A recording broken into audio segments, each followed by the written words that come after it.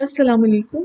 आज की वीडियो में मैं आपको बताऊंगी कि हम किस तरह एक सिंपल मॉलिक्यूल पे तमाम गाउसियन कैलकुलेशन परफॉर्म कर सकते हैं। इसमें हम मॉलिक्यूल की ऑप्टिमाइजेशन स्टार्ट करेंगे। पहले मॉलिक्यूल को ऑप्टिमाइज़ करेंगे, उसके बाद उस पे जो सिंपल कैलकुलेशन है मॉलिक्यूलर इलेक्ट्रोस्टैटिक पोटेंशियल मालूम करेंगे, उसकी ऑर्बिटल्स की कैलकुलेशन करेंगे, होमोलोगों की कैलकुलेशन करेंगे। और ये स्टार्ट करते हैं। सबसे पहले हम गाउस व्यू में एक सिंपल मॉलिक्यूल बनाएंगे। तो यहाँ पे हम विंडो ओपन करेंगे। ये हमारी टेम्पलेट सेलेक्ट है। क्लोरो ये हमारा मीथेन मॉलिक्यूल है।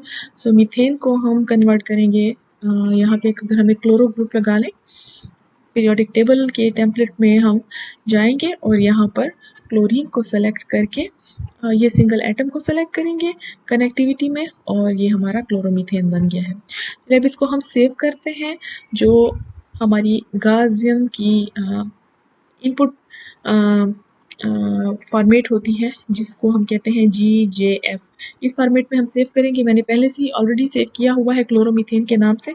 दोबारा से कर लेते हैं ये जी, दोबारा से ये इसके ऊपर हो जाएगा राइट। तो हम इसको दोबारा से इसके ऊपर ओवरराइट कर लेते हैं। ओके, तो अब हमारी इनपुट फाइल जो है वो ओपन हो चुकी है। हम गाज व्यू से भी गाउसियन कैलकुलेशन परफॉर्म कर सकते हैं, लेकिन मुझे ज़्यादा मैं प्रेफर करती हूँ कि डायरेक्ट गाउसियन में जाऊँ और कैलकुलेशन परफॉर्म करूँ। सो अब हम गाउसियन में जाएंगे, गाउसियन को ओपन करेंगे। ओके, ये गाउसियन खुला हुआ है और इसमें हम वही फाइल ओपन करेंगे। फाइल हमारे डेस्कटॉप पे पड़ी हुई है, तो डेस्कटॉप पे हम जाएंगे और क्लोरोमीथेन के नाम से हमने फाइल बनाई थी, ये हमारी है इनपुट फाइल। ओके, तो इसमें अब हमने कुछ चीज़ें खुद से ऐड करनी है। फॉर एग्जांपल हमने एक चेक फाइल बनानी है। एक चेक फाइल ऑलरेडी हमारी बनी हुई है। ये आपको नज़र आ रहा होगा %CH के, और ये पूरा इसका जो है पाथ है जहाँ पे ये सेव होगी, और लास्ट में भी .CHK फाइल ये है। अच्छा, इसके अलावा हमने क्या करना है कि हमने मेमोरी बढ़ानी है, मेमोरी स्पेसिफाई करनी है, और प्रोसेसर जो कि ये गाउसियन जो है अपनी कैलकुलेशन में यूज़ करेगा। ये चीज़ इसलिए ज़रूरी है कि जब हम डिफ़ॉल्ट पे लगा देते हैं इसको, तो बहुत ही कम स्पेस को या बहुत ही कम मेमोरी या प्रोसेसर को यूज़ करता है, जिस वजह से कैलकुलेशन में काफ़ी टाइम लगता है। अभी मेरे लिए मेरे लैपटॉप की सेटिंग के मुताबिक जो मेमोरी मुझे सूट करती है, जिस पे मेरी कैलकुलेशन ज़रा फास्ट हो जाती है, वो है 1000 MB। आपके लैपटॉप की अगर ज़्यादा मेमोरी है तो आप ज़्यादा भी बढ़ा सकते हैं। तो मैं यहाँ पे लिखती हूँ %MEM, यानी मेमोरी इक्वल टू 1000 MB। के बाद हमने प्रोसेसर भी इसी तरह लिखना है। इसमें भी हम लिखेंगे %N क्रॉस PROC और यहाँ पे 1। अब नेक्स्ट हमारे पास ये राउट सेक्शन है। राउट सेक्शन में हम कमांड देंगे कि हमने कौन सा हमने मेथड इस्तेमाल करना है और किस बेसिस सेट को यूज़ करना है हमने। और ये जियोम कनेक्टिविटी आपकी कमांड है कि जब आप कैलकुलेशन परफॉर्म कर रहे होते हैं तो ये पिछले उससे कनेक्ट हो जाता है। तो यहाँ पे अब मैं मेथड को चेंज कर लेती हूँ। मैं मेथड परफॉर्म करूँगी B3LYP, जो कि यूजुअली ऑर्गेनिक मॉलिक्यूल्स के लिए एक अच्छा मेथड है DFT का। ओके, अब हम यहाँ पे राउट सेक्शन में इसकी बेसिस सेट को चेंज करेंगे। बेसिस सेट में मैं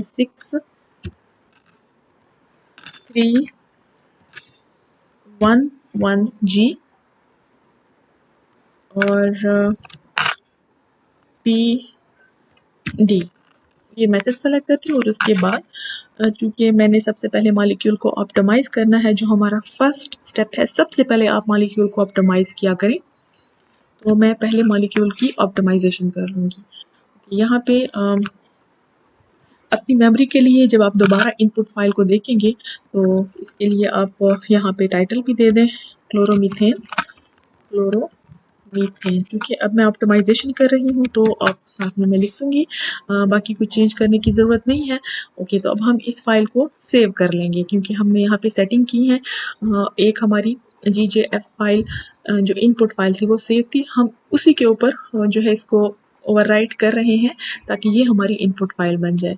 ओके, तो ये हम सेव जॉब और ये उसके ऊपर राइट हो जाएगी। अब हम इसके बाद कैलकुलेशन परफॉर्म करने लगे हैं, तो रन का बटन दबाएंगे और रन के बाद अब ये आपसे पूछेगा कि आपने आउटपुट फाइल कहाँ सेव करनी है, तो आउटपुट फाइल भी हम उधर ही सेव करेंगे जहाँ इनपुट फाइल है, और देखिए सेम नेम से होगा, सिर्फ यहाँ पे हमारी जो एक्सटेंशन है वो आउट है, OUT।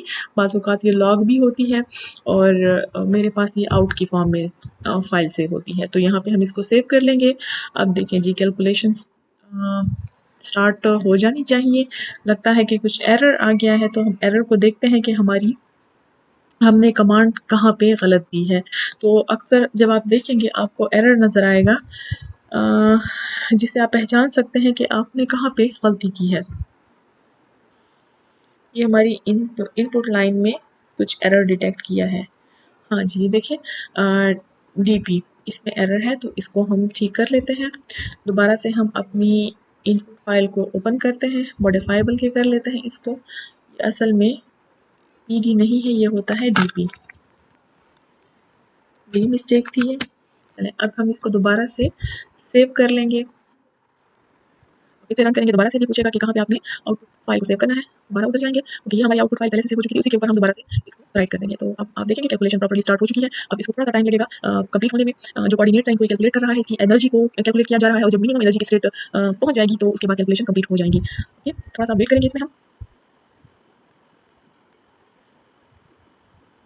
अभी हमारे पास जब इस तरह के आपको लिखाई नजर आएगी तो इसका मतलब है कि कैलकुलेशन कंप्लीट होने वाली है। जहाँ पे चार्ज डाइपोल मोमेंट वगैरह नजर आ रहा होता है आपको, इसका मतलब होता है कि मिनिमम एनर्जी की स्टेट जो है वो तकरीबन अप्रोच हो चुकी है। ओके, तो बस थोड़ा सा टाइम और लगेगा और ये कंप्लीट हो जाएगा।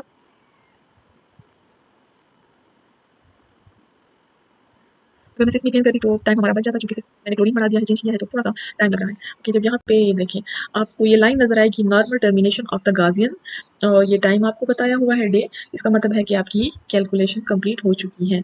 ओके, तो अब हम इसको कर लेते हैं बंद। तो देखते हैं हमारा क्लोरोमीथेन, ये है हमारी आउटपुट फाइल। ये देखिए आउटपुट फाइल है हमारी, ये रिजल्ट्स है हमारे। तो हमारा मॉलिक्यूल जो है वो ऑप्टिमाइज हो चुका है। चले, अब इस ऑप्टिमाइजेशन का क्या फ़ायदा है, ऑप्टिमाइज फाइल का क्या करना है। ऑप्टिमाइज फाइल जो है वो आपको बताती है कि आपका मॉलिक्यूल जो है वो मिनिमम एनर्जी लेवल पर आ चुका है। तो हमने अब मज़ीद आगे इसी की एक बार दोबारा ऑप्टिमाइजेशन करनी है, लेकिन इस बार हम ऑप्टिमाइजेशन जो है फ्रीक्वेंसी के साथ करेंगे।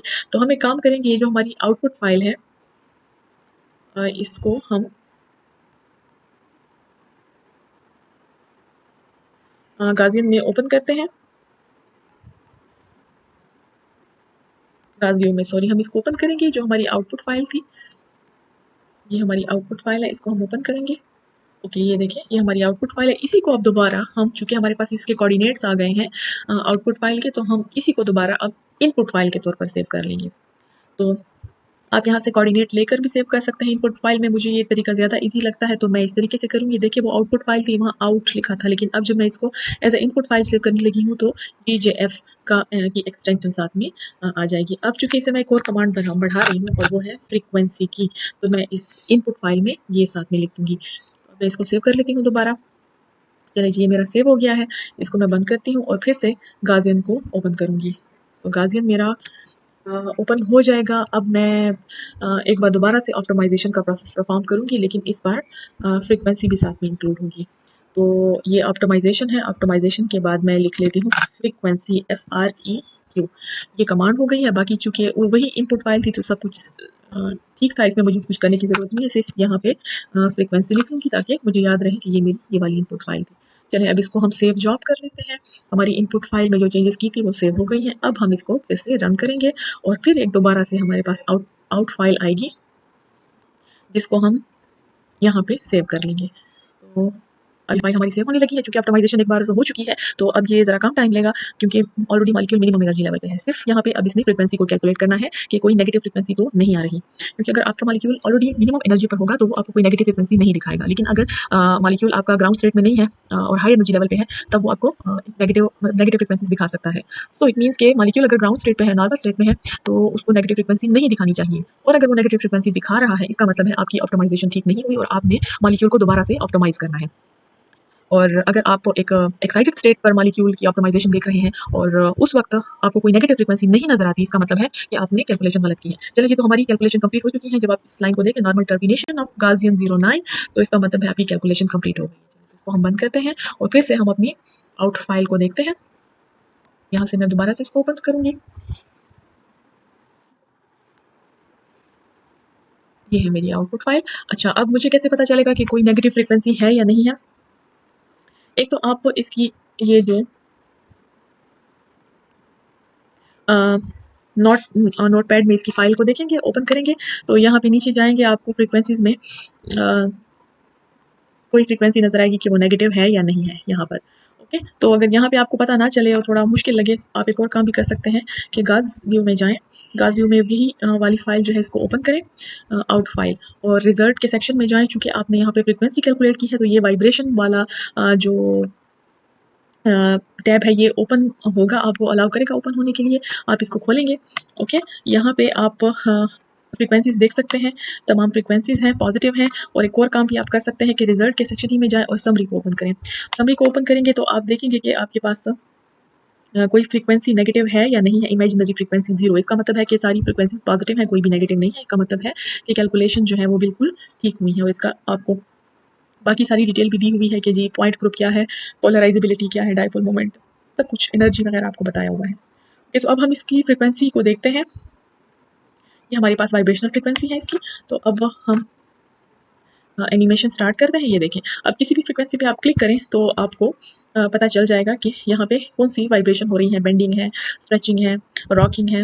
ये देखें, साथ साथ जैसे जैसे मैं चेंज कर रही हूँ फ्रीक्वेंसी, तो मेरे मॉलिक्यूल की मूवमेंट भी चेंज होने लगी है।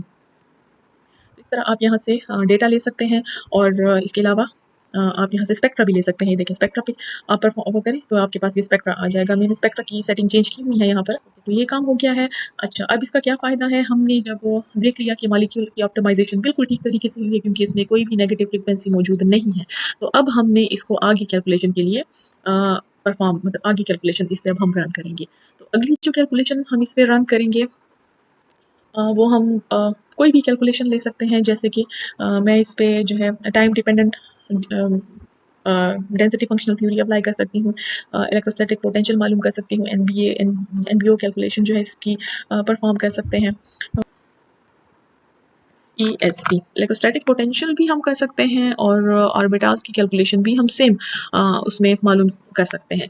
तो ये इसको मैं सबसे पहले सेव कर दूँगी। जो आउटपुट फाइल थी उसी को मैं as a input file save कर लूँगी, क्योंकि वो आउटपुट फाइल जो है उसमें मेरे कोऑर्डिनेट्स ऑप्टिमाइज हो चुके हैं। तो अब दोबारा से मैं यही वाली फाइल जो मैंने सेव की है, सॉरी मैं दोबारा से कर लेती हूँ क्योंकि मैंने नहीं, बल्कि मैंने नाम ठीक दिया, ये है, ये नाम दिया हुआ है। ठीक है, चलें अब हम इसको गाजियन में ओपन करते हैं। गाजियन में ओपन करने के बाद हम वही वाली इनपुट फाइल ओपन करेंगे। ये हमारी ESP, इसको हम ओपन कर लेंगे। ओके, तो अब हमारे पास जो है हमने यहाँ पर जो कमांड है इसको चेंज करना है राउट सेक्शन में। सो TDDFT के लिए ये है मेरी कमांड। ये मैं यहाँ से ये यहाँ से मैं कॉपी कर लेती हूँ,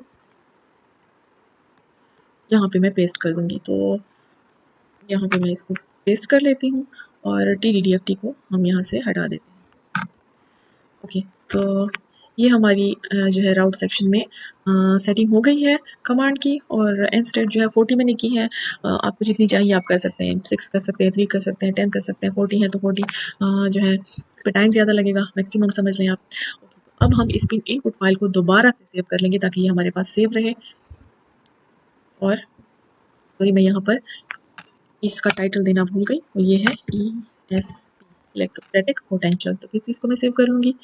सेव हो गया है, ओवरराइट कर लिया है। अब हम परफॉर्म करेंगे कैलकुलेशंस।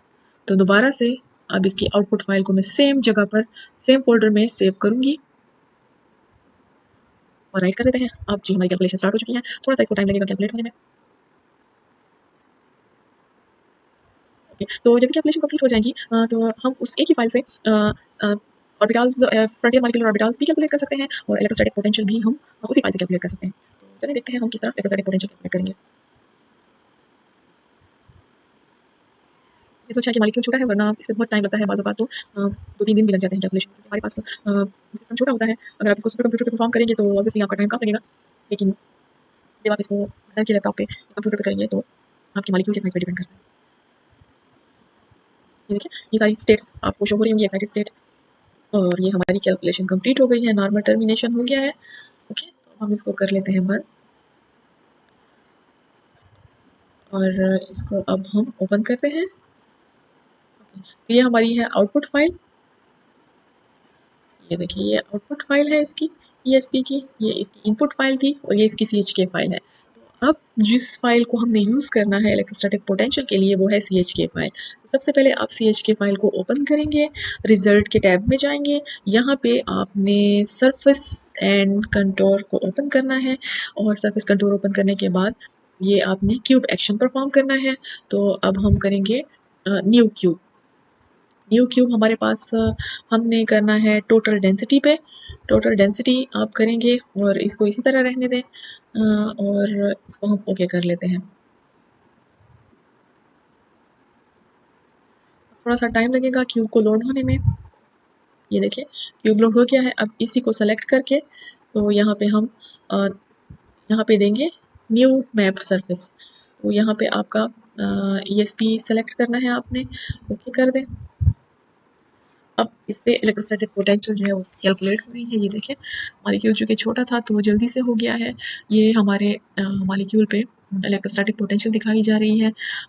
रेड एरिया जो है वो पॉजिटिव पोटेंशियल को शो करता है, और जो ब्लू एरिया है वो नेगेटिव पोटेंशियल को शो कर रहा होता है। देखिए, हमारे क्लोरो ग्रुप पे जो है जो रेड पार्ट है वो इसी के अराउंड होगा। तो अब हम क्या करते हैं कि थोड़ा सा इसको लोकेट करने के लिए, क्योंकि ये बहुत ज़्यादा मतलब आप समझ लें कि सॉलिड फॉर्म में है व्यू इसका, तो हम इसका व्यू थोड़ा सा चेंज कर लेते हैं डिस्प्ले फॉर्मेट चेंज करके। डिस्प्ले फॉर्मेट में जाएंगे, ये लास्ट वाला टैब ओपन करेंगे सरफेस वाला, और इसमें हम कर देंगे मैश टाइप में।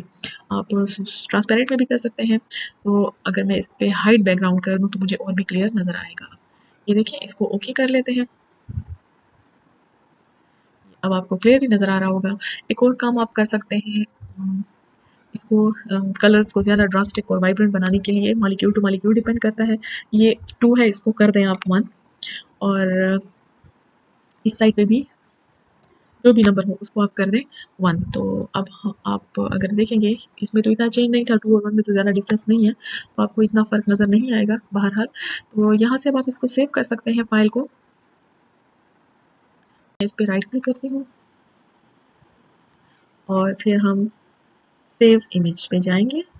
सेव इमेज में हम ऐसा करते हैं, जहाँ पे हमारी कैलकुलेशन हो रही है सारी की सारी, उधर ही हम इसको सेव कर लेंगे।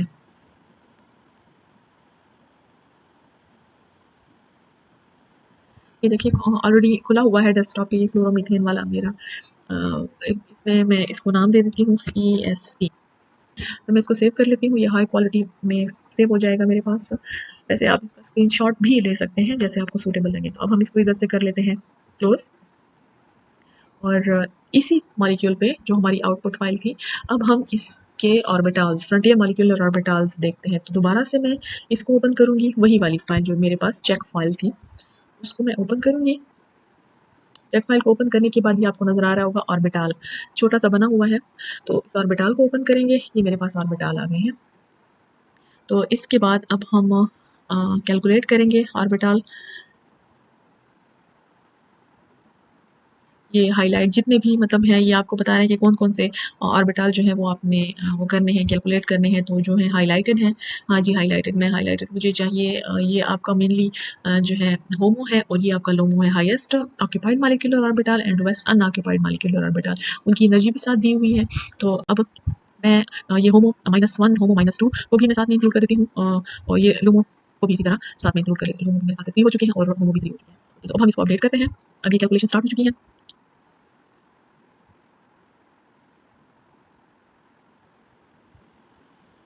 ये हमारे पास ऑर्बिटल्स आ गए हैं। सबसे पहले मैं देखती हूँ ये वाला ऑर्बिटल करूँगी, तो ये देखिए, ये है मेरा होमो -2। ये इलेक्ट्रॉन क्लाउड डेंसिटी आपको बताई जा रही है कि कहाँ पे इसकी जो है वो इलेक्ट्रॉन क्लाउड डेंसिटी है। कि तो आप नेक्स्ट इस तरह ओपन कर सकते हैं। यहाँ पे आपके नोड्स जो है वो ज़्यादा हो गए हैं। इस तरह आप इस एरिया को देखिए, नोडल प्लेन्स मुख्तलिफ डायरेक्शन में है नोड्स। अब हमारा ये आ गया है LUMO। ये LUMO की वो है ऑर्बिटल्स हैं, ये आपके LUMO+1 के हैं और ये LUMO+2 के ऑर्बिटल। ओके, तो ये आप सब की पिक्चर्स जो है वो सेव कर सकते हैं। इनको बेस्ट उसमें रखें व्यू में, जो आपको मतलब व्यू जो अच्छा लगे, जो सेव करने के लिए अच्छा लगे। फॉर एग्जांपल मैं इसको इस व्यू में रखूँ ताकि तमाम एटम्स भी मुझे क्लियर हो सके, और जो है कि कौन से एटम पे इलेक्ट्रॉन काउंट डेंसिटी ज़्यादा है, इस व्यू में जो भी आपको सूटेबल है।